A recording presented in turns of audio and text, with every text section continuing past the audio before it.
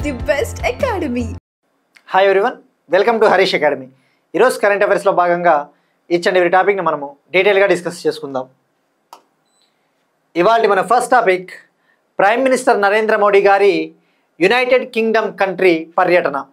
మనం గతంలో prime minister Narendra Modi గారి 5 దేశాల పర్యటన గురించి డిస్కస్ చేసుకున్నాం. అప్పుడు ఆయన Ghana, Trinidad and Tobago, Argentina, Brazil, Namibia ఈ కంట్రీస్కి వెళ్ళారు. ఇప్పుడు అగైన్ మోడీ గారు 2 దేశాల పర్యటనకు వెళ్ళారు. 23, 24 జూలైలో యూకేలో పర్యటించడం జరిగింది. నెక్స్ట్ 25, 26 డేట్లలో మాల్దీవ్స్ కంట్రీని విజిట్ చేస్తూ ఉన్నారు. ఈ కాంటెక్స్ట్లో మనము ఈ యూకే కంట్రీతో కుదిరిన ఒక important deal, free trade agreement, స్వేచ్ఛా వాణిజ్య ఒప్పందం గురించి డిస్కస్ చేసుకోవాలి. దీనికంటే ముందు ఇండియాకి యూకేకి ఏమైనా ఇంపార్టెంట్ హిస్టారికల్ రిలేషన్స్ ఉన్నాయో తెలుసుకోవాలి. ఒక 1 మినిట్. యూకే, యునైటెడ్ కింగ్డమ్, ఇది బ్రిటిష్ కంట్రీ అన్న విషయం అందరికీ తెలుసు. యూకే నుంచి, ఈ బ్రిటిష్ నుంచి మనము పొలిటికల్ కాంటెక్స్ట్లో రాజకీయ పరంగా మనము చాలా విషయాల్ని మనము తీసుకున్నాం. ఫర్ ఎగ్జాంపుల్, పాలిటీలో మీరు చదివితే పార్లమెంటరీ సిస్టమ్, మనం ఇప్పుడు ఫాలో అవుతా ఉన్న పార్లమెంటరీ విధానం కావచ్చు, యూనియన్ క్యాబినెట్ వ్యవస్థ, అలానే సింగిల్ సిటిజన్షిప్ అంటే ఒకే సిటిజన్షిప్, భారతదేశంలో ఉన్న పౌరులందరికీ ఒకే సిటిజన్షిప్, ఆ సింగిల్ సిటిజన్షిప్ కావచ్చు.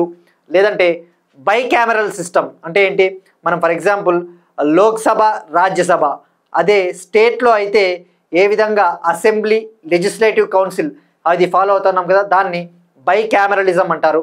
అలానే రిట్స్, సుప్రీంకోర్టు, హైకోర్టులు జారీ చేసే writs, habeas corpus, mandamus, quo warranto, certiorari, అటువంటి రిట్స్, ఇవన్నీ కూడా మనము యూకే నుంచి మనము తీసుకున్నాము. Sources of the Indian constitution అని చెప్పవచ్చు. ఇక యూకే విషయానికి వస్తే అక్కడ హెడ్ ఆఫ్ ద స్టేట్ ఎవరు ఉంటారు? కింగ్ ఉంటారు. కింగ్. మనకి head of the state president. Head of the state ఎవరు? మనకి ప్రెసిడెంట్. అయితే యూకేకి, ఇండియాకి ఒక డిఫరెన్స్ ఉంది.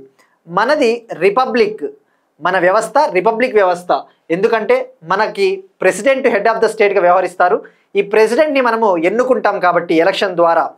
అయితే అక్కడ హెడ్ ఆఫ్ ద స్టేట్ యూకేలో కింగ్, మోనార్కీ ఉంటుంది, మోనార్కీ పరిపాలన. మనది రిపబ్లిక్ వ్యవస్థ అన్న విషయం గుర్తుపెట్టుకోండి. పాలిటీలో వాడు స్టేట్మెంట్స్లో ఇస్తాడు. ఇది ఇండియాకి, యూకేకి సంబంధించిన హిస్టారికల్ రిలేషన్స్. ఇక ఇప్పుడు ఈ పర్యటనలో భాగంగా ప్రైమ్ మినిస్టర్ నరేంద్ర మోడీ గారు ఏమి ఒప్పందాలు చేసుకున్నారో మనం తెలుసుకోవాలి. ఫస్ట్ వచ్చేసి ఎఫ్టీఏ, ఫ్రీ ట్రేడ్ అగ్రిమెంట్, స్వేచ్ఛా వాణిజ్య ఒప్పందం. ఈ స్వేచ్ఛా వాణిజ్య ఒప్పందానికి ఒక పేరు పెట్టారు. మనకి ఎగ్జామ్లో ఎప్పుడైనా కూడా ఏదైనా ఒక కంట్రీతో ఫ్రీ ట్రేడ్ అగ్రిమెంట్ కుదిరితే ఆ అగ్రిమెంట్ పేరేందో డెఫినెట్లీ తెలుసుకోవాలి. జస్ట్ స్వేచ్ఛా వాణిజ్య ఒప్పందం అని చదువుకొని వదిలేయరాదు. ఆ వాణిజ్య ఒప్పందం పేరు comprehensive economic trade agreement. Comprehensive economic trade agreement, ఇది గుర్తుపెట్టుకోండి. డైరెక్ట్గా ఇంగ్లీష్లోనే గుర్తుపెట్టుకోండి. కాంప్రహెన్సివ్ ఎకనామిక్ ట్రేడ్ అగ్రిమెంట్, ఇది ఒక స్వేచ్ఛా వాణిజ్య ఒప్పందము. అలానే ఇరు దేశాల మధ్య రిలేషన్స్ను ఇంప్రూవ్ చేయడం కోసము, అభివృద్ధి పరచడం కోసము ప్రస్తుతం ఉన్న రోడ్ మ్యాప్ 2030, రోడ్ మ్యాప్ 2030ని ఇండో యూకే విజన్ 2035 ఫ్రేమ్వర్క్తో దీన్ని రీప్లేస్ చేశారు. ప్రస్తుతం రోడ్ మ్యాప్ 2030 ప్లేస్లో ఇండియా యూకే విజన్ 2035 ఫ్రేమ్వర్క్ని తీసుకురావడం జరిగింది. సో ఈ ఇయర్ మనకి చాలా ఇంపార్టెంట్ ఇది. ఇక అలానే ప్రైమ్ మినిస్టర్ మోడీ గారు కింగ్ చార్లెస్ III గారిని కూడా కలిశారు. ఇక ఈ ఫ్రీ ట్రేడ్ అగ్రిమెంట్ విషయానికి వస్తే దీనివల్ల ఇరు దేశాలకు కూడా చాలా అడ్వాంటేజ్ అని చెప్పవచ్చు. ముఖ్యంగా ఇండియా సైడ్ నుంచి చూస్తే మనం ఎక్కువగా యూకేకి మన టెక్స్టైల్స్ కావచ్చు, మన టాయ్స్ అంటే ఆట బొమ్మలు, లేదంటే జ్యువెలరీ, గోల్డ్, జెమ్స్, అలానే ఎంఎస్ఎంఈ ఎగుమతులు, ఎంఎస్ఎంఈ ఎక్స్పోర్ట్స్, అలానే footwear, foot industry, leather industry, chappals, for example Kolhapuri chappals ఉన్నాయి కదా, అటువంటివి.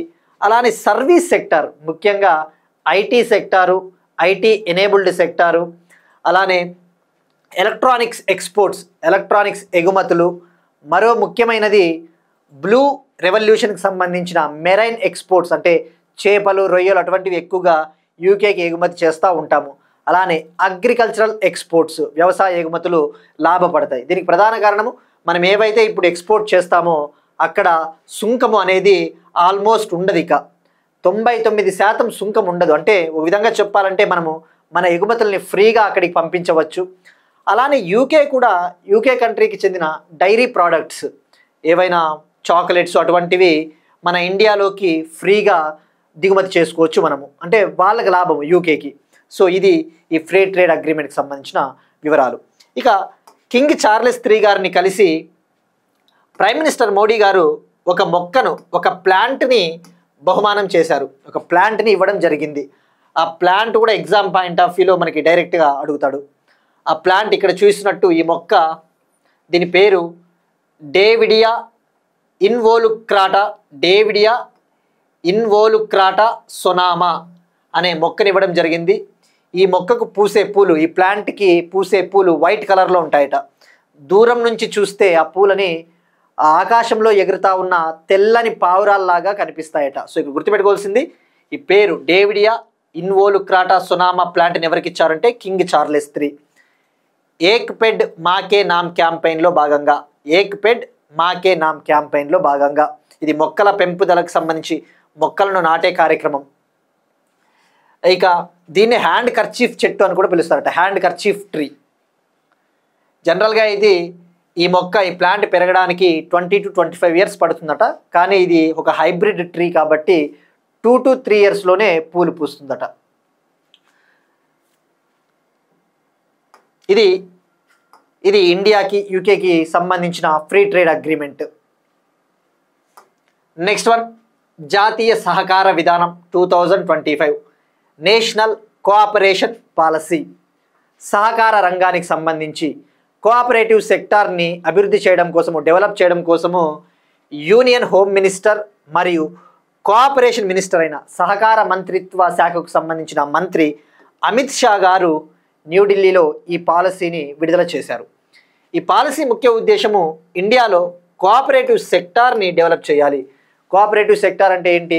ఫర్ ఎగ్జాంపుల్ మిల్క్, డైరీ విప్లవము, మన డైరీ రంగం కావచ్చు, లేదంటే అగ్రికల్చర్ రంగంలో కూడా కోఆపరేటివ్స్ ఫామ్ అవుతూ ఉంటాయి. కోఆపరేటివ్స్ ఫామ్ అవ్వడానికి ముఖ్య ఉద్దేశం జనరల్గా మన ఇండియాలో రైతుల దగ్గర ఉన్న ల్యాండ్ సైజు తీసుకుంటే 1 హెక్టార్ కన్నా తక్కువ ఉంటుంది. అంటే ఒక్కో రైతు దగ్గర తనకి ఉన్న భూమి మహా అయితే 1 హెక్టార్ లోపే ఉంటుంది ఆన్ అన్ యావరేజ్ సరాసరి. కానీ ఎప్పుడైతే కోఆపరేటివ్స్ కనుక ఫార్మ్ అయినాయనుకో వాళ్ళ బలం పెరుగుతుంది. ఆ బలం పెరిగినప్పుడు ఆ ప్రైమరీ అగ్రికల్చరల్ కోఆపరేటివ్ సొసైటీస్ ముఖ్య ఉద్దేశం అది కదా. ప్రైమరీ అగ్రికల్చరల్ కోఆపరేటివ్ సొసైటీస్ కావచ్చు, లేదంటే ఫార్మర్ ప్రొడ్యూసర్ ఆర్గనైజేషన్, వీటన్నిటి కూడా ముఖ్య ఉద్దేశం ఒక్కటే. రైతులందరూ కూడా కలిసికట్టుగా వ్యవసాయం చేసినట్టయితే వాళ్ళకి లోన్స్ అందుతాయి. ఆ ల్యాండ్ సైజు పెరిగినప్పుడు అందరూ కూడా ప్రాఫిట్స్ని షేర్ చేసుకోవచ్చు. అటువంటి కోఆపరేటివ్ సెక్టార్ని, ఈ కోఆపరేటివ్ సెక్టార్ ఒక్క రంగంలోనే కాదు, డైరీ సెక్టారే కాదు, డైరీ సెక్టార్, అగ్రికల్చర్ సెక్టార్ కావచ్చు, గ్రీన్ ఫ్యూయల్స్ అంటే హరిత ఇంధనాలు, లేదంటే ఇన్సూరెన్స్ సెక్టారు, ట్యాక్సీ సెక్టార్ అంటే ట్యాక్సీ సర్వీసెస్, ప్రతి దాంట్లో కూడా కోఆపరేటివ్స్గా కనుక ఫార్మ్ అయినట్లయితే భారతదేశం ముందుకు వెళ్తుంది అని చెప్పేసి ప్రైమ్ మినిస్టర్ మోడీ గారు ఒక స్లోగన్ కూడా ఇచ్చారు, సహకార్ సే సమృద్ధి. గుర్తుపెట్టుకోండి, ప్రైమ్ మినిస్టర్ మోడీ గారు కోఆపరేటివ్స్ని డెవలప్ చేయడం కోసం ఇచ్చిన స్లోగన్ సహకార్ సే సమృద్ధి, అంటే ప్రాస్పరిటీ త్రూ కోఆపరేషన్. ఈ సహకార రంగాన్ని అభివృద్ధి చేసినట్టయితే మనమందరం కూడా అభివృద్ధి చెందుతాము అని ఆ స్లోగన్ ఇచ్చారు. ఈ స్లోగన్కి అనుగుణంగా నేషనల్ కోఆపరేషన్ పాలసీని లాంచ్ చేయడం జరిగింది. ఈ పాలసీని డ్రాఫ్ట్ చేయడం కోసం, ఈ పాలసీని ప్రిపేర్ చేయడం కోసము 40 మంది సభ్యుల బృందము గైడ్లైన్స్ ఇచ్చింది. 40 మెంబర్ కమిటీ, ఈ 40 మెంబర్ కమిటీ రూపొందించిన గైడ్లైన్స్ ఆధారంగా ఈ పాలసీని ప్రిపేర్ చేయడం జరిగింది. ఈ 40 మెంబర్ కమిటీకి అధ్యక్షత వహించింది మాజీ union minister, former union minister Shri Suresh Prabhu గారు. శ్రీ సురేష్ ప్రభు గారి అధ్యక్షతన ఈ 40 మంది సభ్యుల బృందము ఈ పాలసీని తయారు చేసింది, దీన్ని రిలీజ్ చేయడం జరిగింది. సో ఇక్కడ గుర్తుపెట్టుకోండి, 40 మెంబర్ కమిటీ. ఈరోజు ఈనాడు పేపర్లో చూస్తే 48 మెంబర్స్ అని ఇచ్చాడు, కానీ పిఐబి అఫీషియల్ వెబ్సైట్లోకి పోతే అక్కడ 40 మెంబర్ అనే ఉంది. సో మనం కేర్ఫుల్గా ఉండాలి. ఇక ఈ పాలసీలో ఏం ఇంపార్టెంట్ హైలైట్స్ ఉన్నాయో తప్పకుండా తెలుసుకోవాలి. మనము ఇటీవల డిస్కస్ చేసుకున్నాం. గుజరాత్లోని ఆనంద్ ప్రాంతం వద్ద ఇండియాస్ ఫస్ట్ కోఆపరేటివ్ యూనివర్సిటీ, భారతదేశపు మొట్టమొదటి సహకార రంగ యూనివర్సిటీ, దాని పేరు త్రిభువన్ సహకార విశ్వవిద్యాలయం, త్రిభువన్ సహకార యూనివర్సిటీకి ఫౌండేషన్ స్టోన్ కూడా హోమ్ మినిస్టర్ అమిత్ షా గారు వేశారు అన్న విషయం మనం తెలుసుకున్నాం. ఇక ఈ పాలసీ విషయానికి వస్తే, ఈ పాలసీలో ఉన్న ఆబ్జెక్టివ్స్, లక్ష్యాలు తప్పకుండా తెలుసుకోవాలి. ఈ పాలసీ కింద ప్రతి తహసీల్ అంటే ఇక్కడ తహసీల్ అంటే ఒక సబ్ డిస్టిక్, ఒక ఉపజిల్లా లేదంటే ఒక టౌన్ లాంటిది. ఈ ప్రతి తహసీల్ ప్రాంతంలో 5 మోడల్ కోఆపరేటివ్ విలేజెస్ని అభివృద్ధి చేయాలి, 5 మోడల్ కోఆపరేటివ్ గ్రామాలను అభివృద్ధి చేయాలి. అలానే ఈ పాలసీ ముఖ్యంగా విలేజెస్, గ్రామాలు, అగ్రికల్చర్ రంగము, గ్రామీణ మహిళలు, దళిత్స్, ట్రైబల్స్ పైన ఈ పాలసీ ఫోకస్ చేస్తుంది. అలానే కోఆపరేటివ్ సొసైటీలని ప్రతి రంగంలోనూ ఏర్పాటు చేయాలి. టూరిజం రంగము, ట్యాక్సీ సర్వీసెస్, ఇన్సూరెన్స్, గ్రీన్ ఎనర్జీలో ఏర్పాటు చేయాలి కోఆపరేటివ్ సొసైటీలని. అలానే 2034 కల్లా 2034 కల్లా ఈ కోఆపరేటివ్ సెక్టార్లో 50 కోట్ల మంది భారతీయుల్ని దీంట్లోకి తీసుకురావాలి. అలానే 2034 కల్లా భారతదేశ జీడిపిలో 2034 కల్లా ఇండియాస్ గ్రాస్ డొమెస్టిక్ ప్రోడక్ట్లో ఈ కోఆపరేటివ్ సెక్టార్ వాటాని 3 రెట్లు పెంచాలి. ఇక ఫైనల్గా వచ్చేసి ప్రతి గ్రామంలోనూ కనీసం ఒక కోఆపరేటివ్ సొసైటీని ఏర్పాటు చేయాలి. In every village setup at least 1 cooperative society. అలానే నంబర్ ఆఫ్ కోఆపరేటివ్స్ని 30% పెంచాలి. ఈ కోఆపరేటివ్ సొసైటీస్ వృద్ధి కనీసం 30% పెంచాలి అని చెప్పేసి ఈ పాలసీ చెప్తుంది. సో ఇక్కడ స్టాటిక్ పాయింట్ ఆఫ్ వ్యూలో గుర్తుపెట్టుకోవాల్సింది, ఇండియాస్ ఫస్ట్ కోఆపరేటివ్ యూనివర్సిటీ అంటే త్రిభువన్ సహకార్ యూనివర్సిటీ, గుజరాత్లోని ఆనంద్ వద్ద. Next one state specific. Andhra Pradesh tourism రంగానికి ఒక అవార్డు లభించింది. ఏపీ టూరిజం సెక్టార్కి, ఏపీ పర్యాటక రంగానికి అమెరికా యుఎస్ఏకు చెందిన international tourism conclave and travel award లభించింది.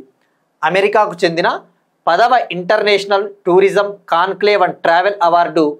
ఈ అవార్డుని ఏపీ టూరిజం సెక్టార్కి, ఏపీ పర్యాటక రంగానికి ఇవ్వడం జరిగింది. ఆ పేరు వచ్చేసి, అవార్డు పేరు emerging coastal and heritage award. గుర్తుపెట్టుకోండి, emerging coastal and heritage award లభించింది. దీనికి సంబంధించిన వివరాలు Andhra Pradesh tourism development corporation MD IAS Amrapali గారు ప్రకటించారు. సో ఇక్కడ గుర్తుపెట్టుకోవాల్సింది, 10వ international tourism conclave and travel award ఇవ్వడం జరిగింది. దాని పేరు emerging coastal and heritage award. Next one again state specific. ఇండియాలో పామాయిల్ని ఇంప్రూవ్ చేయడం కోసం, పామాయిల్ ప్రొడక్షన్ని ఇంప్రూవ్ చేయడం కోసం, ముఖ్యంగా ఆంధ్రప్రదేశ్ రాష్ట్రంలో నూనె గింజల సాగు ఉత్పత్తిని ప్రోత్సహించడం కోసం, అంటే ఆయిల్ సీడ్స్ కల్టివేషన్ని, ప్రొడక్షన్ని ఇంక్రీజ్ చేయడం కోసము ఆంధ్రప్రదేశ్ గవర్నమెంట్ ఒక స్టేట్ లెవెల్ కమిటీని, ఒక రాష్ట్ర స్థాయి కమిటీని ఏర్పాటు చేసింది. ఆ రాష్ట్ర స్థాయి కమిటీకి చైర్మన్గా చీఫ్ సెక్రటరీ విజయానంద్ గారు, ఈ స్టేట్ లెవెల్ రాష్ట్ర స్థాయి కమిటీకి చైర్మన్గా చీఫ్ సెక్రటరీ విజయానంద్ గారు, మెంబర్ సెక్రటరీగా ఓవరాల్గా 10 మంది అధికారులు. ఈ సిఎస్ విజయానందతో పాటు 10 మంది అధికారులు ఇందులో మెంబర్స్గా ఉంటారట. ఇక మనం తెలుసుకోవాల్సింది ఇక్కడ national mission on edible oils and oil palm, national mission on edible oils and oil palm. ఇది చాలా ఇంపార్టెంట్ స్కీము. ఇటీవల తెలంగాణ గవర్నమెంటు భారతదేశంలోనే మొట్టమొదటి ఆయిల్ సీడ్ గార్డెన్ని, ఈ ఆయిల్ సీడ్ కల్టివేషన్ని, నూనె గింజల సాగుని, ప్రొడక్షన్ని ఇంక్రీజ్ చేయడం కోసం, ప్రోత్సహించడం కోసం తెలంగాణ దేశంలోనే ఫస్ట్ ఆయిల్ సీడ్ గార్డెన్ని ఏర్పాటు చేస్తామని చెప్పేసి గవర్నమెంట్ ప్రకటించింది. బట్ ఆ ప్లేస్ ఇంకా ఎక్కడ ప్రకటించలేదు. సో గుర్తుపెట్టుకోండి, ఇది ప్రపోజల్లో ఉంది, first oil seed garden in the country Telangana. ఇక ఈ స్కీమ్ విషయానికి వస్తే, ఎడిబుల్ ఆయిల్స్, ఆయిల్ పామ్ అంటే ఏంటి, పామ్ ఆయిల్ ఇవన్నీ ఉన్నాయి కదా, వీటిని ప్రోత్సహించడం కోసం యూనియన్ క్యాబినెట్ 2021 ఆగస్టులో, కేంద్ర ప్రభుత్వం 2021 ఆగస్టులో ఈ స్కీమ్ని తీసుకురావడం జరిగింది. మనం ఇప్పుడు తెలుసుకోవాల్సింది ఈ ఆయిల్ సీడ్ కల్టివేషన్లో ఏ స్టేట్స్ టాప్ ఉన్నాయి, ఎందుకంటే ఇవన్నీ ఎకానమీలో హెల్ప్ అవుతాయి. ఎకానమీ చదివినా మళ్ళీ ఇవే స్కీమ్స్ చదవాల్సి ఉంది కాబట్టి మనం జస్ట్ ఉన్న పామ్ ఆయిల్ మిషన్ కోసం రాష్ట్ర స్థాయి కమిటీ ఏర్పాటు అని చెప్పి వదిలేస్తే బాగోదు. డెఫినెట్లీ ఆ స్కీమ్ గురించి తెలుసుకుంటేనే యూస్ఫుల్. ఇక ఇండియాలో 3 స్టేట్లు టాప్లో ఉన్నాయి ఈ పామ్ ఆయిల్ కల్టివేషన్లో. ఆంధ్రప్రదేశ్, తెలంగాణ, కేరళ. ఆంధ్రప్రదేశ్, తెలంగాణ, కేరళలో కంట్రీలో ప్రొడ్యూస్ అయ్యే మొత్తం పామ్ ఆయిల్లో, ఇండియాలో ఉత్పత్తి అయ్యే మొత్తం పామ్ ఆయిల్లో 98%, 98% ఈ 3 రాష్ట్రాల్లోనే ఉత్పత్తి అవుతూ ఉంది. సో అందుకే తెలంగాణ భారతదేశంలోనే మొదటి ఆయిల్ సీడ్ గార్డెన్ని ఏర్పాటు చేస్తామని చెప్పేసి ప్రకటించారు.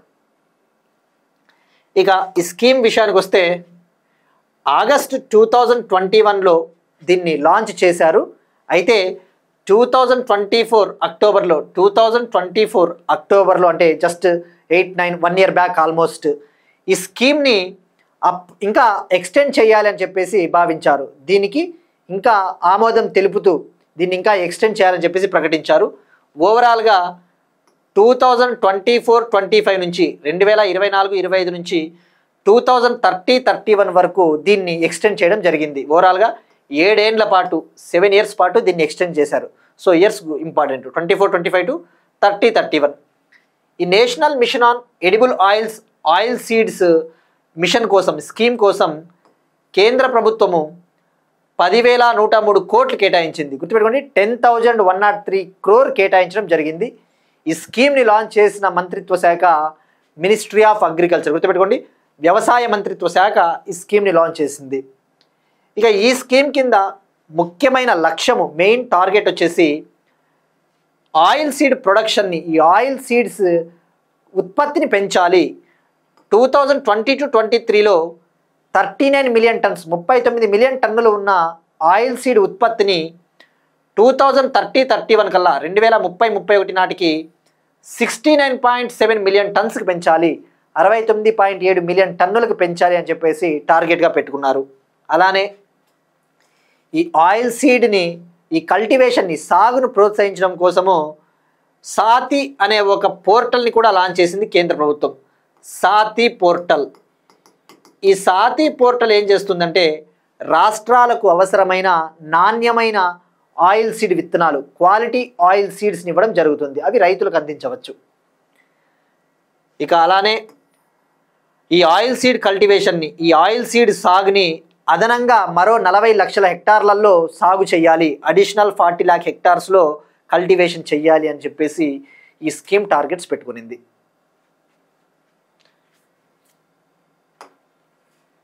Next one, department of posts.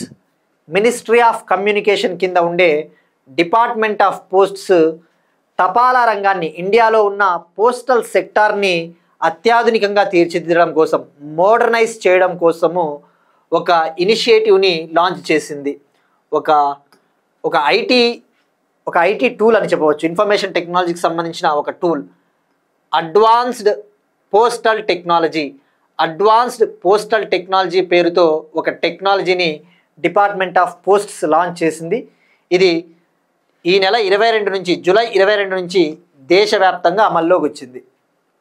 జనరల్గా మనం ఏదైనా పోస్ట్ ఆఫీసుల్లోకి వెళ్ళి మనం ఏవైనా మనకి సంబంధించిన వస్తువుల్ని పోస్ట్ చేయాలి అంటే మేజర్గా హెడ్ పోస్ట్ ఆఫీసుల్లో మాత్రమే యూపీఐ ట్రాన్సాక్షన్స్ ఉంటాయి, అంటే యూపీఐ చెల్లింపులు ఉంటాయి, డిజిటల్ ట్రాన్సాక్షన్స్.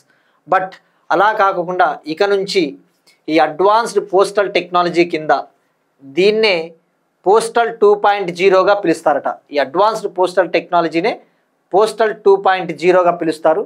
ఈ టెక్నాలజీ కింద ఇక నుంచి ఇండియాలో ఉన్న ఏ పోస్ట్ ఆఫీస్కి వెళ్ళినా మనము అక్కడ యూపీఐ చెల్లింపులు అక్కడ స్కాన్ చేసి, క్యూఆర్ కోడ్స్ని స్కాన్ చేసి మనము మన సేవల్ని పొందవచ్చు.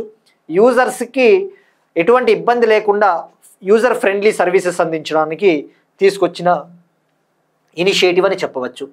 అలానే పార్సిల్స్, ఏవైనా స్పీడ్ పోస్టులు కూడా చాలా వేగంగా స్పీడ్గా పంపించవచ్చట ఈ టెక్నాలజీ ద్వారా. దీనికోసం డక్ సేవా అనే ఒక యాప్ను కూడా లాంచ్ చేసింది డిపార్ట్మెంట్ ఆఫ్ పోస్ట్స్.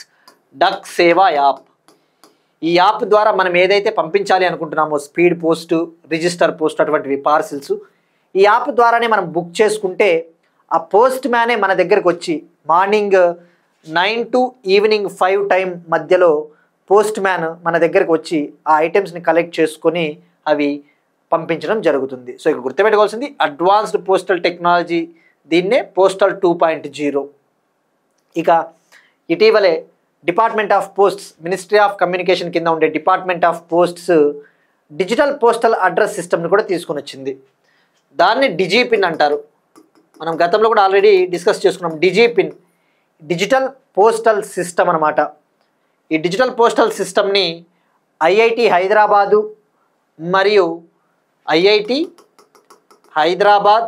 మరియు హైదరాబాద్కు చెందిన నేషనల్ రిమోట్ సెన్సింగ్ సెంటర్, ఇది ఇస్రోకు చెందిన organisation, national remote sensing centre సహకారంతో ఈ డిజిపిన్ని అభివృద్ధి చేసింది department of posts. Next one again ఎకానమీకి సంబంధించి, ఇండియాకు సంబంధించి జీడిపి గ్రోత్ రేట్, భారతదేశ గ్రాస్ డొమెస్టిక్ ప్రోడక్ట్ జీడిపి వృద్ధి రేటు 2025-26 ఫినాన్షియల్ ఇయర్లో ఎంత ఉండబోతుందని చెప్పేసి ఏషియా డెవలప్మెంట్ బ్యాంక్, ఫిలిప్పైన్స్ దేశంలోని మనీలాలో హెడ్ క్వార్టర్స్గా ఉన్న ఏషియా డెవలప్మెంట్ బ్యాంకు తన అంచనాలను, తన ప్రొజెక్షన్స్ని రిలీజ్ చేసింది. దీని ప్రకారం 2025-26లో ఇండియా జీడిపి గ్రోత్ రేటు 6.5% ఉంటుంది. 26-27లో 6.7% ఉంటుందని చెప్పేసి ఏడీబీ వెల్లడించింది. దీనికి ప్రధాన కారణము, మెయిన్ రీజన్, ఇండియాలో డొమెస్టిక్ డిమాండ్ పెరుగుతూ ఉంది. మంచి మాన్సూన్స్ వస్తూ ఉన్నాయి, మంచిగా వర్షాలు పడుతూ ఉన్నాయి, డిమాండ్ కూడా పెరుగుతూ ఉంది, ఇన్ఫ్లేషన్ కూడా తగ్గుతూ ఉంది. ముఖ్యంగా చూస్తే రీటైల్ ఇన్ఫ్లేషన్, ఈ రీటైల్ ఇన్ఫ్లేషన్ చాలా తగ్గుతూ ఉంది. ఇటీవలే ఆంధ్ర, తెలంగాణ మన 2 తెలుగు రాష్ట్రాలలో ఈ రీటైల్ ఇన్ఫ్లేషన్ అతి తక్కువగా నమోదయ్యింది. అతి తక్కువ ద్రవ్యోల్బణం, ఇన్ఫ్లేషన్ అంటే ద్రవ్యోల్బణం. ఇక ఏడీబీ విషయానికి వస్తే, ఏడీబీ ఇది 1966లో ఏర్పాటైంది, 1966లో. దీని head quarters Manila, Philippines country. ఇందులో 69 మెంబర్ కంట్రీస్ ఉంటాయి, 69 దేశాలు. 50 దేశాలు ఆసియా పసిఫిక్ ప్రాంతం నుంచి, 50 countries are from Asia Pacific region. మరో 19 దేశాలు ఆసియా పసిఫిక్ ప్రాంతం కాకోకుండా బయట దేశాలు, అంటే యూరప్ కంట్రీసు అటువంటివి. ఇందులో ఇండియా కూడా మెంబరే, ఆ విషయం గుర్తుపెట్టుకోండి. India is also a member in it. ఇక ఏడీబీ విషయానికి వస్తే దీని ముఖ్య ఉద్దేశము ఈ ఏసియా పసిఫిక్ దేశాలకి, ముఖ్యంగా ఈ 69 దేశాలకి లోన్స్ ఇస్తుంది అభివృద్ధి ప్రాజెక్టుల కోసం. ఇటీవలే ఏడీబీ ఇండియాలోని అర్బన్ ప్రాజెక్ట్స్ కోసం, నగర ప్రణాళికల, సుస్థిరమైన నగర ప్రణాళికల ప్రాజెక్ట్స్ కోసము ఏడీబీ లోన్స్ ఇవ్వడం కూడా జరిగింది. అలానే ఇండియాలో క్లీన్ ఫైనాన్సింగ్ ప్రాజెక్ట్స్ని ప్రోత్సహించడం కోసం, క్లీన్ ఫైనాన్సింగ్ ప్రాజెక్ట్స్ అంటే ఈ రెన్యూబుల్ ఎనర్జీ, హరిత ఇంధనానికి సంబంధించిన ప్రాజెక్ట్స్ను ప్రోత్సహించడం కోసము, అభివృద్ధి చేయడం కోసము జీసీఎఫ్తో కలిసి ఒక పార్ట్నర్షిప్ కూడా కుదుర్చుకుంది. జీసీఎఫ్ అంటే green climate fund.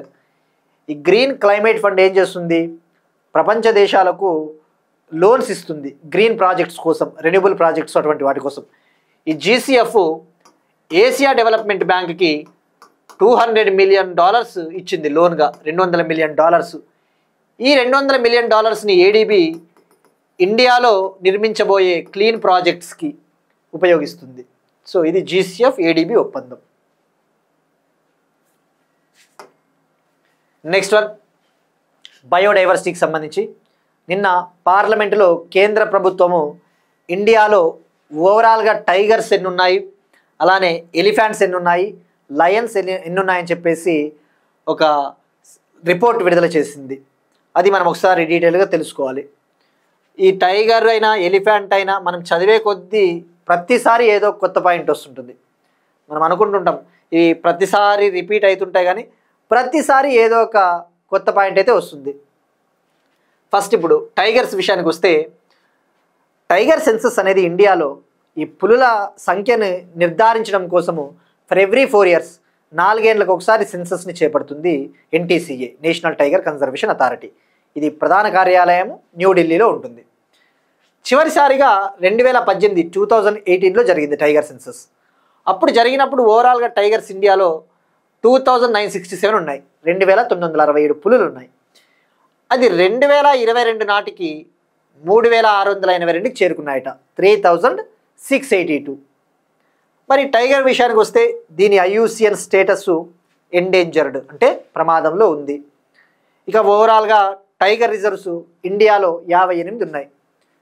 58వ tiger reserve Madhav national park, Madhya Pradesh. ఆ 58 టైగర్ రిజర్వులు ఇండియాలో ఉన్న భూభాగంలో 2.5%. ఆ 58 టైగర్ రిజర్వులు ఎంత ఉంది అంటే మన ఇండియాస్ జియోగ్రఫికల్ ఏరియాలో, కంట్రీస్ జియోగ్రఫికల్ ఏరియాలో 2.5%, అంటే భారత భూభాగంలో 2.5% 58 టైగర్ రిజర్వులే. ఇక మనం తెలుసుకోవాల్సింది ఏ స్టేట్ టాప్. ఇక్కడ చూస్తే మధ్యప్రదేశ్ని టైగర్ స్టేట్ ఆఫ్ ఇండియాగా పిలుస్తారు. దీనికి ప్రధాన కారణము మధ్యప్రదేశ్లో పులులు ఎక్కువ ఉన్నాయి. 2022 నాటికి మధ్యప్రదేశ్లో 785 టైగర్స్ ఉన్నాయి. ఫస్ట్ ప్లేస్ మధ్యప్రదేశ్, సెకండ్ కర్ణాటకలో 563 టైగర్స్ ఉన్నాయి యాజ్ పర్ 2022. థర్డ్ ప్లేస్లో ఉత్తరాఖండ్ 560 టైగర్స్ ఉన్నాయి 2022 నాటికి. ఇక Maharashtra 4th place 444 tigers. 5th place Tamil Nadu 306 tigers. ఇవి ఇప్పుడు ఆంధ్రప్రదేశ్లో ఫారెస్ట్ బీట్ ఆఫీసర్ పడింది, దానికి వెళ్ళిపోతాయి.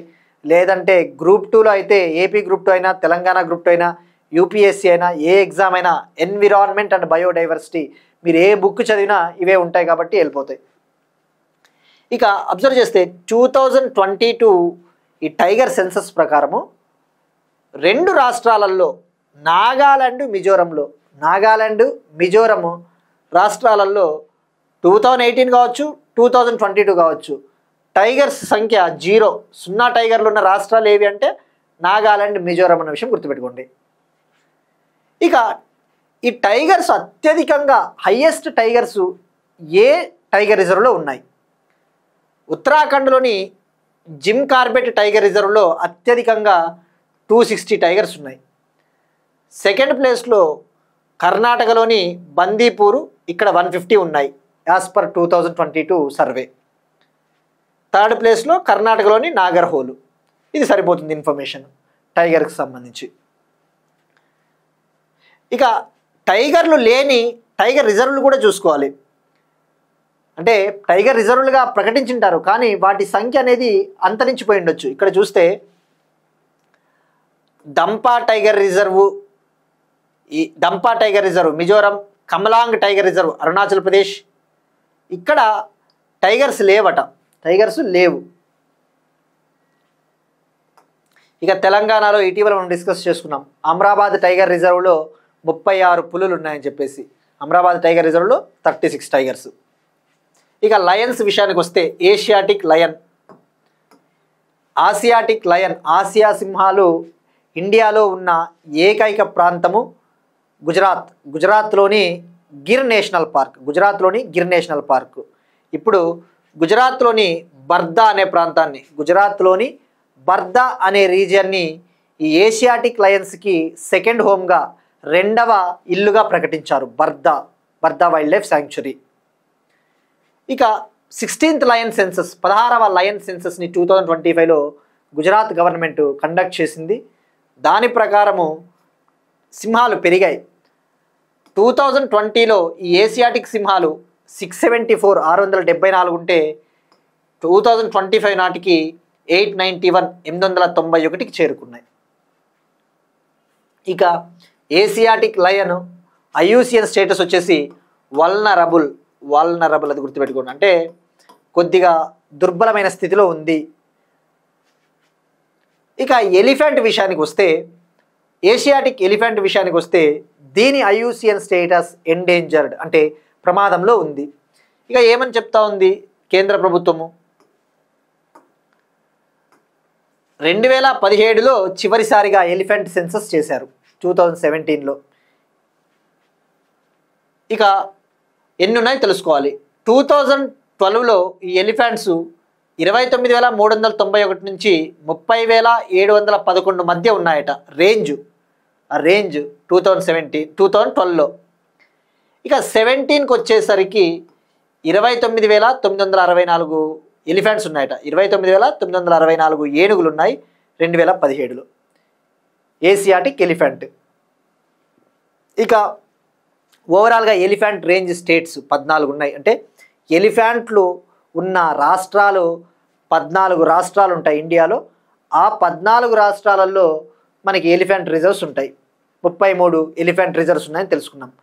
14 ఎలిఫెంట్ రేంజ్ రాష్ట్రాలలో 33 ఎలిఫెంట్ రిజర్వ్స్. ఇప్పుడు ఒక క్వశ్చన్ చూద్దాం.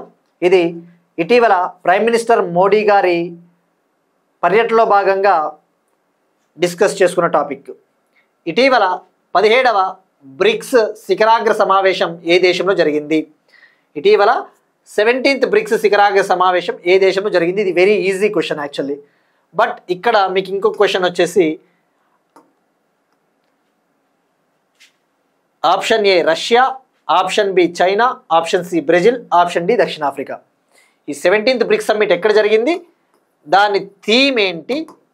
అలానే బ్రిక్స్లో ఇప్పుడు ఎన్ని కంట్రీస్ ఉన్నాయి? బ్రిక్స్లో ఎన్ని కంట్రీస్ ఉన్నాయి కామెంట్ చేయండి.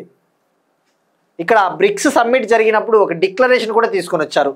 ఆ డిక్లరేషన్ పేరేంటి? డిక్లరేషన్ నేమ్ ఏంటి? సో ఇంటర్నేషనల్ రిలేషన్స్లో వెళ్ళిపోతుంది. ఇక నిన్న అడిగిన క్వశ్చన్ వచ్చేసి ఇటీవల ఏ కంపెనీ ఒక ఆర్టిఫిషియల్ ఇంటెలిజెన్స్ సిస్టమ్ కృత్రిమ మేధస్సు సంబంధించిన ఒక సిస్టమ్ బయోఎము1 అనే వ్యవస్థని డెవలప్ చేసిందంటే దానికి ఆన్సరు మైక్రోసాఫ్ట్ సిఇఓ సత్య నాదెల్లా గారు దీన్ని రిలీజ్ చేశారు.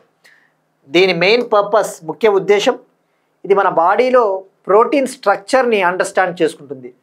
ఏ విధంగా మన బాడీలో ప్రోటీన్స్ పనిచేస్తూ ఉన్నాయి, ఏవైనా డిసీజెస్ ఉన్నాయా, వచ్చే ఛాన్సెస్ ఉన్నాయా, ఆ వ్యాధులకు సంబంధించి అల్గారిథమ్స్ని తయారు చేసి ఒకవేళ ఫ్యూచర్లో ఏదైనా డిసీజ్ వస్తే దానికి వేగంగా డ్రగ్స్ని కనుక్కోవడం కోసం, ఆ డ్రగ్స్ని ప్రిపేర్ చేయడం కోసము ఈ ఏఐ మోడల్ హెల్ప్ అవుతుంది. బయోఎము1. ఇక నెక్స్ట్ వన్, ఇక ఎనర్జీ సెక్యూరిటీకి సంబంధించి ఎన్విరాన్మెంట్ అయిపోయింది, ఇప్పుడు energy security. India ethanol blending target 20% ethanol blending టార్గెట్ని రీచ్ అయిందట.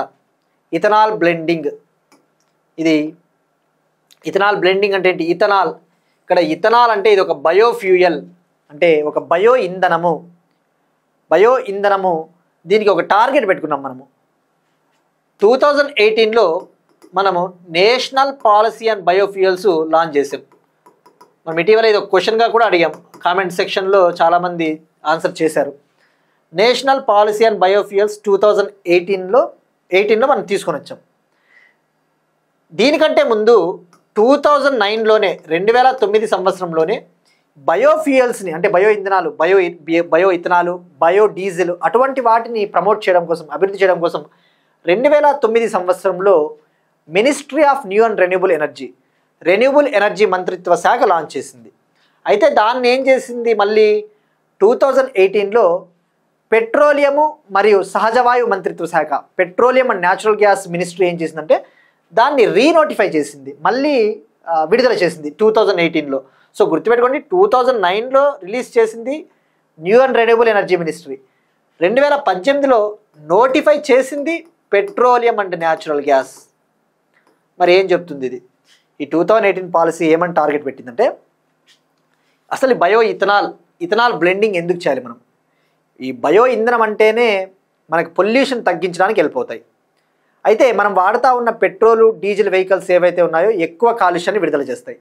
అలా కాకోకుండా మనం వెహికల్స్లో వాడే పెట్రోల్తో ఇథనాల్ని కలిపి ఒక 20% ఈ బయో ఇథనాల్ అంటే ఏంటి? ఫస్ట్ ఆఫ్ ఆల్ ఇవి తెలియాలి. బయో ఇంధనాలు అంటే మనం ఏవైతే షుగర్ కేను, ఈ చెరకు పిప్పి, లేదంటే అగ్రికల్చరల్ వేస్ట్ ఉంటుంది కదా, వుడ్, చెక్కలు, అటువంటి వాటి నుంచి, మొక్కజొన్నలు, అటువంటి వాటి నుంచి ఏదైనా ఫ్యూయల్ని ఉత్పత్తి చేస్తే దాన్నే బయోఫ్యూయల్స్ అంటారు. అందులో బయో ఇథనాల్ అనేది ఒక రకం. ఈ బయో ఇథనాల్ని మనము పెట్రోల్తో కనుక మిక్స్ చేసినట్టయితే అప్పుడు కొద్దిగా పొల్యూషన్ తగ్గుతుంది, ఎక్కువ గ్రీన్ హౌస్ గ్యాసెస్ ఎమిషన్స్ని విడుదల చెయ్యదు అని చెప్పేసి 20% టార్గెట్గా పెట్టుకున్నారు. ఈ 2018 పాలసీ కింద 20% ఇథనాల్ బ్లెండింగ్ పెట్రోలియం టార్గెట్ని 2030 కల్లా సాధించాలి అని చెప్పేసి టార్గెట్ పెట్టుకున్నారు. ఇది ఒరిజినల్ టార్గెట్. అయితే 2022లో ఈ పాలసీని అమెండ్ చేశారు, సవరించినప్పుడు ఈ 5 ఏళ్ల కంటే ముందే ఈ లక్ష్యాన్ని సాధించాలని టార్గెట్ పెట్టుకున్నారు. 2025-26 కల్లా ఈ ఇథనాల్ బ్లెండింగ్ 20% టార్గెట్ని మనం సాధించాలి అని చెప్పేసి టార్గెట్ పెట్టుకుంటే 2025లోనే మనం ఈ టార్గెట్ని రీచ్ అయినామట. అంటే ఒరిజినల్ టార్గెట్ ఎప్పుడు 2030 యాజ్ పర్ 2018, 5 ఏళ్ళు ముందుగానే సాధించామని చెప్పేసి గవర్నమెంట్ ఒక స్టేట్మెంట్ రిలీజ్ చేసింది. ఇక బయోఫ్యూయల్స్ విషయానికి వస్తే ఇండియా ప్రస్తుతం ప్రపంచంలో 4th లార్జెస్ట్ బయోఫ్యూయల్ కన్జ్యూమర్. అంటే ఈ బయో ఇంధనాలను అత్యధికంగా వినియోగిస్తూ ఉన్న 4వ అతిపెద్ద దేశము భారతదేశం. ఫస్ట్ ప్లేస్లో USA, second Brazil, third Indonesia, 4th India. గుర్తుపెట్టుకోండి. అదే సోలార్ విండ్ అయితే సోలార్ విండ్ ప్రొడక్షన్లో ఇన్స్టాల్డ్ కెపాసిటీలో ప్రపంచవ్యాప్తంగా ఇప్పుడు ఇండియా 3rd ప్లేస్లో ఉంది. సో బయోఫ్యూయల్స్ని వినియోగిస్తూ ఉన్న దేశం పరంగా India 4th place. Next one డిఫెన్స్కి సంబంధించి స్వదేశీ కాలుష్య నియంత్రణ నౌక సముద్ర ప్రాచెట్. జనరల్గా సముద్రాలలో ఓషన్స్లో ఆయిల్ స్పిల్స్ ఎక్కువ జరుగుతూ ఉంటాయి. అంటే ఏవైనా ఆయిల్ ట్యాంకర్లు కూలిపోయినప్పుడు ఆయిల్ అంతా చల్లిపోతుంది, అప్పుడు బయోడైవర్సిటీ అక్కడ ఉన్న జీవులన్నీ నశిస్తాయి. సో వాటిని నియంత్రించడానికి అటువంటి ప్రమాదాలు ఏవైనా ఇన్సిడెంట్స్ జరిగినప్పుడు ఫాస్ట్గా రెస్పాండ్ అవ్వడం కోసము గోవా షిప్యార్డ్ లిమిటెడ్ ఒక ఇండిజినస్ పొల్యూషన్ కంట్రోల్ వెజల్ని అభివృద్ధి చేసింది, స్వదేశీ కాలుష్య నియంత్రణ నౌకని. ఇది రెండవది. సముద్ర ప్రాచెట్ అనేది రెండవది. దీన్ని ఇండియన్ కోస్ట్ గార్డ్ భారత తీరరేఖ గస్తీ దళం కోసము దీన్ని కేటాయించడం జరిగింది. ఇప్పుడు ఐసీజీకి దీన్ని అప్పగించింది. సో ఇక్కడ గుర్తుపెట్టుకోవాల్సింది Samudra Prachet, second indigenously designed pollution control vessel. ఇక మరి మొదటిది ఏది? ఇది సెకండ్ది అయితే మొదటిది సముద్ర ప్రతాప్, సెకండ్ది సముద్ర ప్రాచెట్. ఇక గోవా షిప్యార్డ్ లిమిటెడ్, గుర్తుపెట్టుకోవాల్సింది గోవా షిప్యార్డ్ లిమిటెడ్ దీన్ని నిర్మించింది. దీన్ని సముద్ర ప్రతాప్ని అయితే 2024 సెప్టెంబర్లోనే ఐసీజీకి అందించింది. ఇక ఇక్కడ ఇంకొక చిన్న క్వశ్చన్. ఐసీజీ ఇటీవల ఆలివ్ రిడ్లీ టర్టిల్స్, అంతరించిపోతా ఉన్న ఆలివ్ రిడ్లీ తాబేళ్లను సంరక్షించడం కోసం, ప్రొటెక్ట్ చేయడం కోసము లాంచ్ చేసిన ఆపరేషన్ పేరేంటి? ఈ ఆపరేషన్ మనం గతంలో డిస్కస్ చేసుకున్నాం. ఎవరైతే గత 3 months నుంచి కన్సిస్టెంట్గా ఫాలో అవుతూ ఉన్నారో వాళ్ళకి ఆన్సర్ చేయడానికి ఛాన్స్ ఉంటుంది. ఆ ఆపరేషన్ పేరేంటి? ఇక అలానే ఇటీవల ఐఎన్ఎస్ నిస్తారు, ఐఎన్ఎస్ నిపుణాన్ని మనము వీటి గురించి తెలుసుకున్నాం. ఇవి డైవింగ్ సపోర్ట్ వెజల్స్. ప్రమాదంలో చిక్కుకున్న జలంతర్గాములను సంరక్షించడం కోసము, ప్రొటెక్ట్ చేయడం కోసం ఐఎన్ఎస్ నిస్తార్, ఐఎన్ఎస్ నిపుణాన్ని ఏ షిప్యార్డ్ లిమిటెడ్ సంస్థ నిర్మించింది? ఇప్పుడు ఇది గోవా షిప్యార్డ్ లిమిటెడ్ కదా, అట్లనే వీటిని కూడా ఒక షిప్యార్డ్ కంపెనీ నిర్మించింది. దాని పేరేంటి? తప్పకుండా ట్రై చేయండి. మొన్న కొంతమంది కామెంట్ సెక్షన్లో భారతదేశ తీరరేఖ పొడవు ఎంత అంటే, ఇండియాస్ అప్డేటెడ్ కోస్టల్ లైన్ ఎంత ఉంది అంటే భారతదేశ తీరరేఖ చాలామంది జస్ట్ 11,098 కిలోమీటర్లు అని చెప్పేసి వదిలేశారు. కానీ ఇటువంటివి మాత్రము తప్పకుండా ఎగ్జాక్ట్ ఫిగర్ గుర్తుండాలి. వాడు ఆప్షన్స్లో 11,098.81, 0.85, 0.92, 0.97 అంటాడు. మీరు ఇది మర్చిపోయి ఇది ఒక్కటి గుర్తుపెట్టుకున్నా మనకి కన్ఫ్యూజ్ చేస్తాడు. స్టేట్ ఎగ్జామ్స్లో అయితే వాడు ఎగ్జాక్ట్ డిజిట్స్లో కూడా అడుగుతాడు. సో డెఫినెట్లీ 11,098.81 కిలోమీటర్లు అనేది మైండ్లో ఫిక్స్ అయిపోవాలి. ఊకే ఇది ఒక్కటి గుర్తుపెట్టుకుంటే మాత్రం మార్క్ పోతుంది. ఇక నెక్స్ట్ వన్ అగైన్ డిఫెన్స్కి సంబంధించి defence research and development organisation UAV launched precision guided క్షిపణిని పరీక్షించింది. UAV launch precision guided missile. ఈ మిస్సైల్ ఇక్కడ చూస్తే ఇమేజ్లో యుఏవి అంటే అన్మాన్డ్ ఏరియల్ వెహికల్, ఒక డ్రోన్ ద్వారా ఒక మిస్సైల్ని రిలీజ్ చేస్తూ ఉంది. ఇది surface to air missile, air to surface missile. ఇది ఎయిర్ టు సర్ఫేస్ మిసైల్ అంటే ఏంటి, గాలి నుంచి భూమికి. ఇది 12.5 kg మిస్సైల్ అట, జస్ట్ చిన్నది. 12.5 kgలు ఉంటుంది బరువు, ఈ మిస్సైల్ బరువు. దీన్ని సక్సెస్ఫుల్గా ఆంధ్రప్రదేశ్లోని కర్నూలు వద్ద ఉన్న నేషనల్ ఓపెన్ ఏరియా రేంజ్ నుంచి టెస్ట్ చేయడం జరిగింది. దీని రేంజ్ వచ్చేసి డే టైంలో 4 కిలోమీటర్ల వరకు వెళ్తుందట, నైట్ టైంలో అయితే 2.5 కిలోమీటర్స్ వరకు దీని రేంజ్ అట. ఇది ఎక్స్టెండెడ్ రేంజ్ అంటే దీని రేంజ్ వచ్చేసి మీడియం రేంజ్ ఉంటుంది. దీని రేంజ్ మీడియం రేంజ్. దీన్ని అభివృద్ధి చేసినది మ్యానుఫ్యాక్చరింగ్ పార్ట్నర్స్. దీన్ని డిజైన్ చేసింది డిఆర్డిఓ. మ్యానుఫ్యాక్చరింగ్ పార్ట్నర్స్ కూడా ఉన్నాయి, అంటే తయారీ రంగంలో పాత్ర పోషిస్తూ ఉన్న కంపెనీలు అదానీ కంపెనీ మరియు భారత్ డైనమిక్స్ లిమిటెడ్ హైదరాబాద్ దీని నిర్మాణంలో, దీని అభివృద్ధిలో పాలు పంచుకున్నాయి. ఇక డిఆర్డిఓ విషయానికి వస్తే ఇది మినిస్ట్రీ ఆఫ్ డిఫెన్స్ కింద ఉండే ఒక డెవలప్మెంటల్ రీసెర్చ్ ఆర్గనైజేషన్. దీనికి ప్రస్తుతం చీఫ్గా సమీర్ వి కామత్ గారు ఉన్నారు. Next one again space technology, science and technology సంబంధించి ట్రేసర్స్ మిషన్. నాసా, అమెరికాకు చెందిన నాసా ట్రేసర్స్ అనే ఒక మిషన్ని లాంచ్ చేసింది. ఈ ట్రేసర్స్ మిషన్ ఇక్కడ చూస్తున్నట్టు ఈ ఇమేజ్లో ఇక్కడ 2 శాటిలైట్లు ఉన్నాయి, పెయిర్ ఆఫ్ శాటిలైట్లు, 2 శాటిలైట్లు. ఈ శాటిలైట్లని నాసా స్పేస్ ఎక్స్కు చెందిన ఫాల్కన్ 9 రాకెట్ ద్వారా కాలిఫోర్నియాలోని వ్యాండెన్బర్గ్ స్పేస్ ఫోర్స్ బేస్ నుంచి లాంచ్ చేసింది. ఈ ట్రేసర్స్ మిషన్ ముఖ్య ఉద్దేశం, మెయిన్ పర్పస్ వచ్చేసి జనరల్గా సన్ను నుంచి సోలార్ స్టోమ్స్ ఎక్కువగా వస్తూ ఉంటాయి. సూర్యుడి నుంచి సౌర గాలులు అంటారు. ఆ సౌర గాలుల ప్రభావము, ఆ impact of Sons solar storms అనేవి ఎర్త్ అట్మాస్ఫియర్ పైన ఏ విధంగా ఉంది.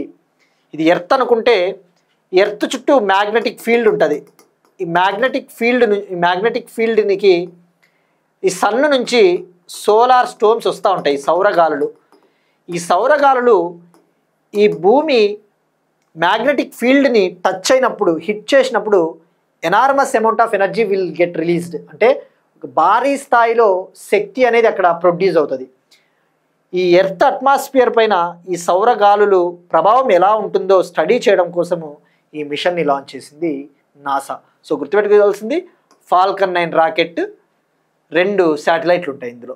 ఇక దీని పేరు మనకి ట్రేసర్స్ అంటే tandem reconnection and cusp electrodynamics reconnaissance satellites ట్రేసర్స్.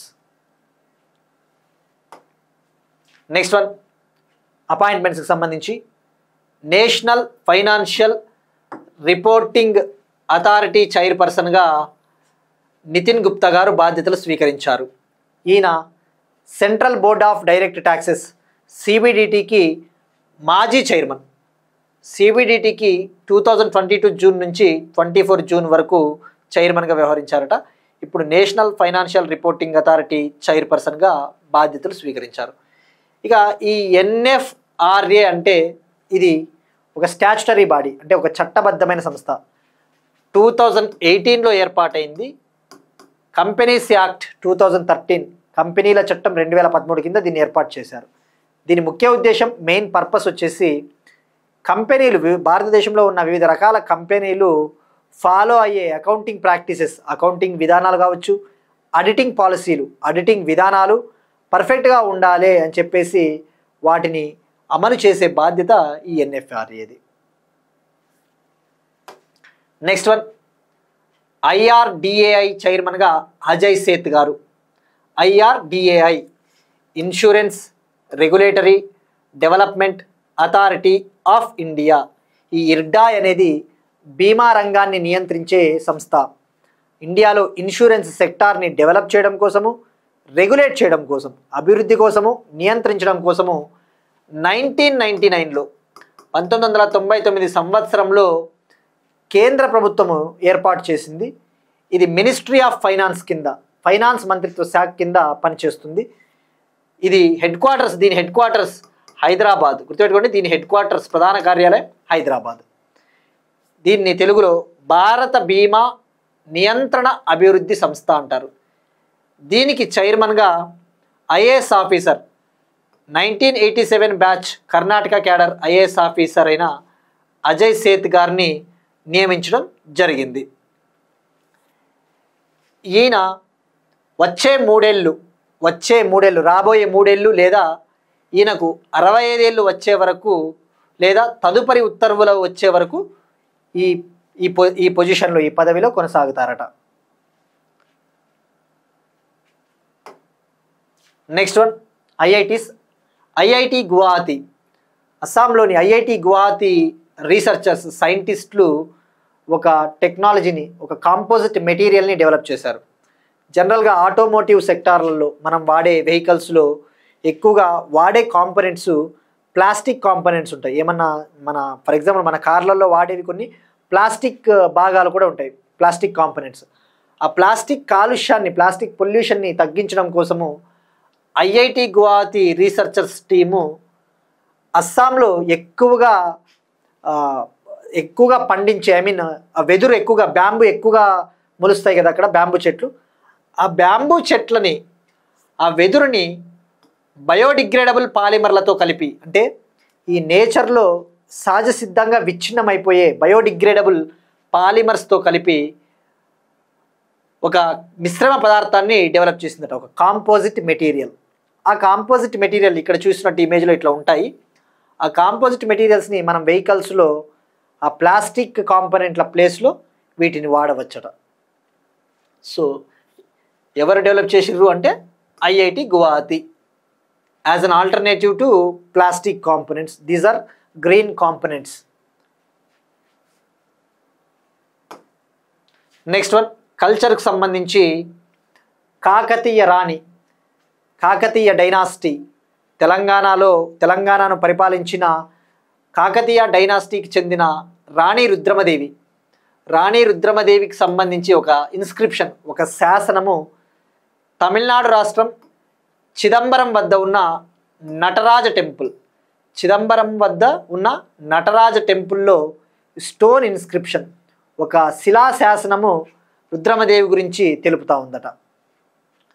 ఇది నటరాజ టెంపుల్లో వెస్ట్రన్ గోపురం అంటే పశ్చిమ దిక్కున ఉన్న గోపురం పైన స్టోన్ ఇన్స్క్రిప్షన్ దొరికింది. ఇది తమిళ్ లాంగ్వేజ్లో ఉంది, తమిళం. అయితే ఈ శాసనం రాణి రుద్రమదేవి గురించి ప్రస్తావించింది. దీనికి ప్రధాన కారణం, ఈ స్టోన్ ఇన్స్క్రిప్షన్ ప్రకారము అప్పట్లో ఒక రాజు ఉండేవారట, విక్రమపాండ్య. ఆ విక్రమపాండ్య అనే ఆయన కేరళలోని ట్రావెన్కోర్ కింగ్డమ్ పైన సాధించిన విజయాలని ఇందులో పొందుపరిచారు. అయితే ఇంకా ఏమని తెలుపుతుందంటే ఇన్స్క్రిప్షను, ఈ విక్రమపాండ్య అనే రాజు అక్కడి నుంచి ఇక ఉత్తర దిక్కుకు రాలేకపోయాడు, అంటే తెలంగాణ ఆంధ్ర సైడ్కి రాలేకపోయాడు. దానికి ప్రధాన కారణం కాకతీయ రూలర్ అయిన గణపతి దేవుని కుమార్తె రుద్రమదేవి చాలా టఫ్ ఫైట్ ఇచ్చింది అని చెప్పేసి ఆమె పరాక్రమాన్ని ఇందులో వెల్లడించడం జరిగింది. సో గుర్తుపెట్టుకోవాల్సింది, నటరాజ టెంపుల్ తమిళ్ లాంగ్వేజ్లో ఉంది, అది కూడా పద్య రూపంలో ఉంది. గుర్తుపెట్టుకోండి, ఈ శిలాశాసనము పద్య రూపంలో ఉంది. పద్య రూపం అంటే in the sense verse form. Next one, persons in news. ఒక అమెరికాకు చెందిన రెజ్లర్, WWE రెజ్లర్. WWE అంటే ఇది అమెరికాకు చెందిన ఒక wrestling entertainment company. World wrestling entertainment అంటే WWE. ఈ WWE ఈవెంట్స్ జరుగుతూ ఉంటాయి. ఇది అమెరికాకు చెందిన ఒక ఎంటర్టైన్మెంట్ కంపెనీ, రెజ్లింగ్ కంపెనీ. ఇతను హల్క్ హోగన్ అనే ఆయన అమెరికాకు చెందిన ఫేమస్ రెజ్లర్. ఈయన 71 ఇయర్స్ ఏజ్లో కార్డియాక్ అరెస్ట్, గుండెపోటు వల్ల మరణించారట. సో మనకు డైరెక్ట్గా హల్క్ హోగన్ ఏ రంగానికి చెందినవాడు అంటే రెజ్లింగ్. ఇవి ఇవాల్టి కరెంట్ అఫైర్స్. మనం ఒకసారి క్విక్గా రీక్యాప్ చూద్దాం. ప్రైమ్ మినిస్టర్ మోడీ గారి యూకే దేశ పర్యటన,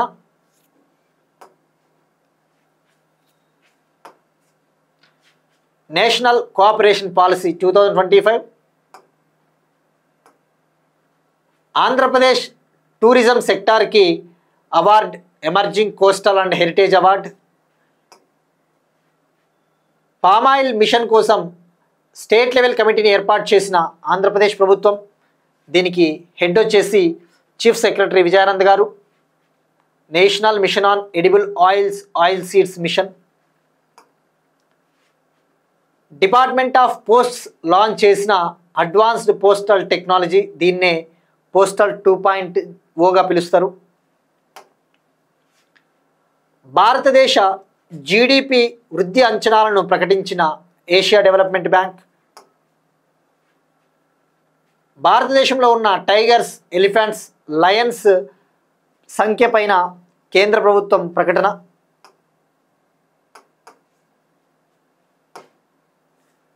20% ఇథనాల్ బ్లెండింగ్ టార్గెట్ని 5 ఏళ్ళు ముందుగానే సాధించిన కేంద్ర ప్రభుత్వం,